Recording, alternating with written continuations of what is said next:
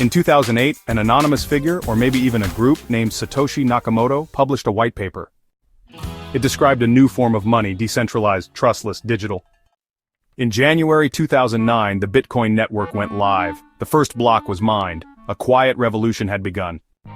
In those early days, Bitcoin was worth almost nothing, but to a small group of believers it was everything, a symbol of financial freedom. Over the next decade, Bitcoin would face criticism, government bans, media hype, and, countless price crashes. But, it endured.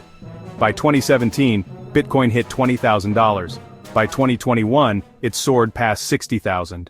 But Bitcoin isn't just a price chart, it's a protocol, a network, a vision. Today, it's legal tender in countries across the globe, held by major institutions and, discussed in global financial policy. So what's next? Some say Bitcoin could hit $500,000 or even more if it's adopted as digital gold. Others warn of regulations, energy concerns, or maybe better tech replacing it. The truth? No one knows. But Bitcoin started as an idea, and honestly it became a movement. And whether it rises or falls, Bitcoin has already changed how we think about money. The question now is what we do with that change.